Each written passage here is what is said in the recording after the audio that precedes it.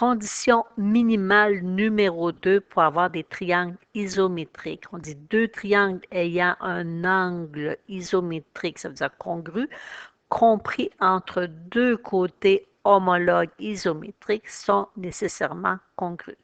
Un angle compris entre deux côtés. Donc, c'est pour ça qu'on prend l'abréviation CAC au lieu d'écrire toujours notre belle grande phrase. Donc, première chose, vérifier la condition numéro 1. Est-ce qu'on a la mesure des trois côtés du triangle? Non.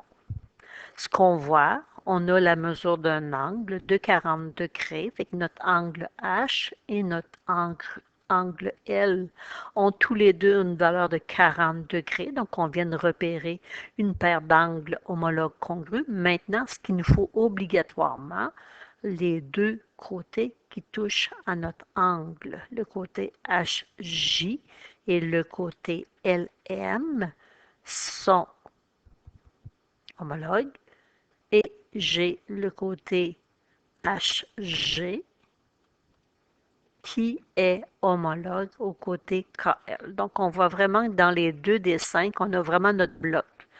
Un angle plus les deux côtés qui touchent à l'angle. Donc, oui, nos triangles sont isométriques. La propriété, le cas d'isométrie des triangles, c'est le CAC. Maintenant, il faut faire la démonstration. Donc, pour la démonstration, mais ce qu'on a mis en couleur, on va aller l'écrire dans notre démonstration. Donc, ici, mes affirmations, énoncés, affirmations, c'est la même chose. On a dit qu'on faisait le cas d'isométrie, le CAC. Donc, on va avoir trois lignes. Les trois premières lignes, c'est pour décrire les côtés ainsi que l'angle qu'on a choisi. Vous n'êtes pas obligé de respecter ça quand vous allez écrire. Vous pouvez mettre les deux mesures de côté, l'angle ensuite, ou l'angle en premier, les deux côtés. Ce qui est important, c'est dans votre figure que les trois éléments se suivent. Donc, on a dit que le côté JH ou HJ, ça n'a pas d'importance, qui mesure 3,5 cm, il est homologue à LM et en plus, ils sont congrus. Donc, par hypothèse,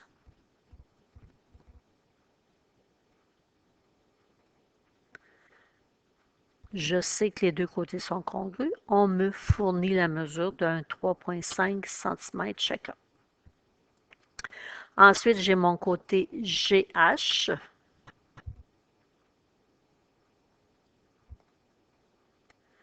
Qui a la même mesure que mon côté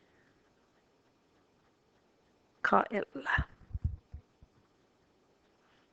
Même chose, par hypothèse, les deux ont la même mesure, on a un 3 cm.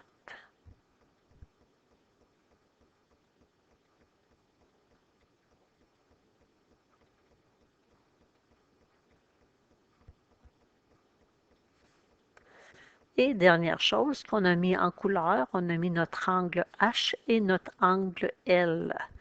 Fait que l'angle H est congru à l'angle L. Les deux ont la même mesure. J'ai écrit une seule lettre, mais on peut utiliser aussi trois lettres pour parler de l'angle. Je pourrais dire l'angle JHG ou GHJ. Même chose KLM ou MLK. Si on utilise trois lettres, c'est important que la lettre qui représente notre angle soit dans le milieu. Donc, par hypothèse, 40 degrés.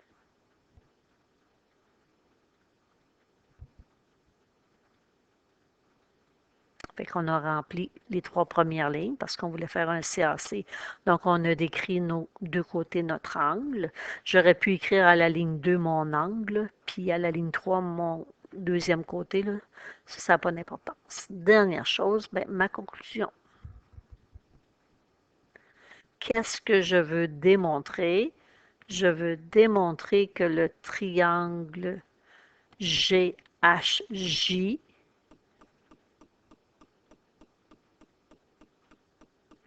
est congru ou encore isométrique au triangle KLM.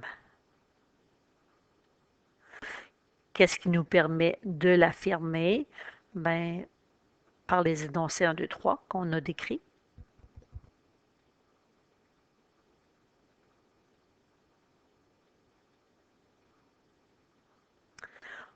on a formé le cas minimal d'isométrie des triangles, le CAC. Donc, on est sûr que nos triangles sont isométriques. Donc, ici, on voit un petit exemple avec une barre dessus pour dire interdit. C'est sûr, ici, j'ai un angle de 40 degrés, j'ai un côté de 3 cm, j'ai un côté de 3,5, mais ce triangle-là n'est pas isométrique au triangle que j'avais plus haut.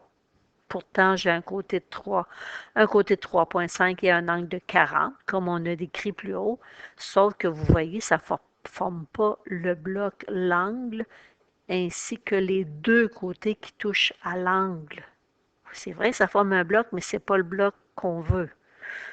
Nous, on veut avoir l'angle, ainsi que les deux côtés qui touchent à l'angle, pour que ça fasse un angle compris en deux côtés.